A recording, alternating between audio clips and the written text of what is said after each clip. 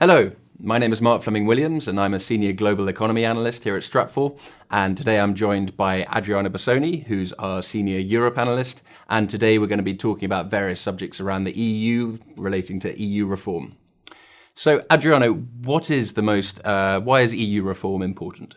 It's important because the EU has just emerged from a very difficult decade. If we consider everything that has happened over the past 10 years, the financial crisis, which soon evolved into a political crisis, and then the migration crisis, and then Brexit. So it's been a very tough decade for the EU. And now that things are relatively calmer, at least on the surface, the Europeans are saying, okay, what next? What are we going to do next? How are we going to reform the European Union to make it more resilient to future crises? And that's why they're talking about things like the budget or the Eurozone. Absolutely. So here we are. We're in the process at the moment of the conversation before the conversation. Yes.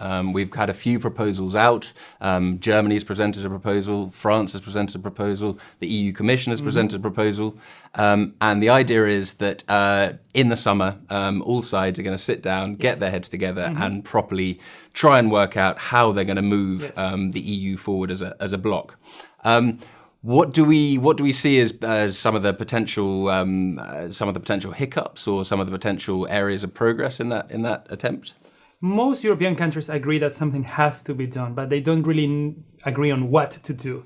And we have the traditional divisions between countries that think that there should be more spending at the European level, that risk should be shared in a more efficient way. And we have the opposing view, which kind of is represented by Northern Europe in general, which says, wait a minute, we have to keep our deficits under control. Risk has to be reduced before it can be shared. So the traditional North-South divide that has been here for a very long time will come back when the member states discuss what they want to do with the Eurozone. And this is interesting. In many ways, this is such an ongoing discussion, which has been at an impasse broadly for many years. We've obviously been in several years of crisis. Looking at this big negotiation, this big discussion which is about to happen, it's very easy to imagine actually very little progress being made.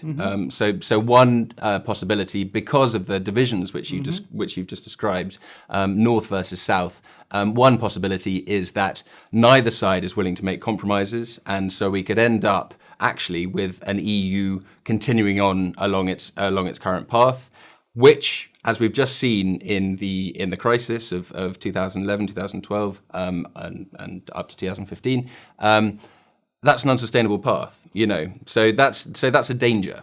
But there's another dimension, because in addition to the topics, there's the debate on who should participate in the next stage of EU reform.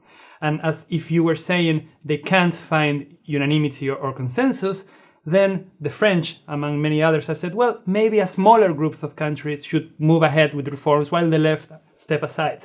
So that's an interesting dynamic, because what could lead to things being done could also deepen the divisions if some countries just become first-tier countries and others become second-tier countries. So let's talk specifics in that a little bit. So, for it to be Europe, really, we need France and Germany on the inside. Europe equals France and Germany and the others.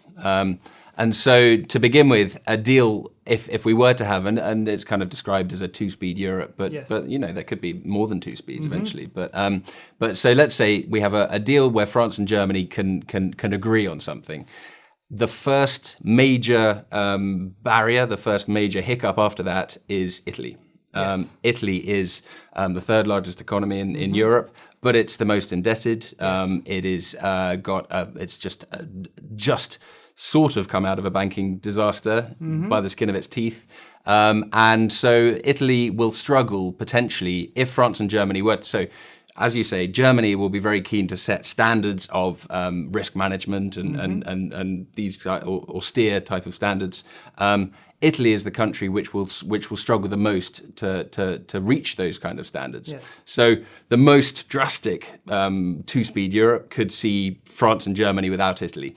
Nobody probably wants that within Europe, but that is at one end of the scale. Yes. What other considerations might play into a two-speed Europe? We have to keep in mind that in addition to the north-south divide, there's also the east-west divide. Countries like Poland, Hungary, which are not members of the Eurozone, which have tense relations with Brussels and the central institutions, and which may decide not to participate in the next stage of EU integration, or in some cases, countries in the West may decide not to ask them to join. And that's where the debate over the budget becomes super important, because they will be talking about money and they will be talking about who gets what. And these are countries that are net receivers of European Union funds.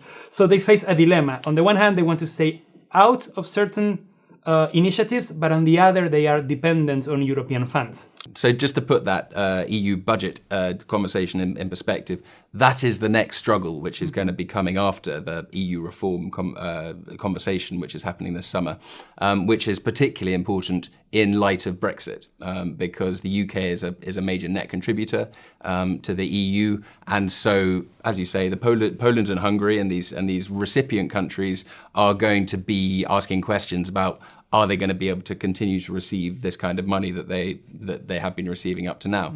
Mm-hmm. Broadly speaking, then, I mean, do we think that do you think we can say that if EU reform does happen and the core does become stronger, do you see these countries turning inwards, or perhaps other countries in Eastern Europe? How do you think the rest of Europe will respond to a stronger central force in between Germany and France if that were to happen? It's important to keep in mind that for countries that used to belong to the communist bloc, membership in the European Union is still very important, because they see the EU as a source of protection, as a source of investment, as a source of funding. So I think it's in their national interest to remain as aligned as possible with the western part of the EU. Maybe not necessarily in the shape of like joining the Eurozone or being at the core of the European institutions, but I think that the stories about the eastern part of the EU considering the possibility of leaving the EU is a bit exaggerated, because at the end of the day, it's in their geopolitical interest to remain as aligned as possible with the West. Thank you very much for joining us today, Adriano. And for more information, please check out worldview.stratfor.com.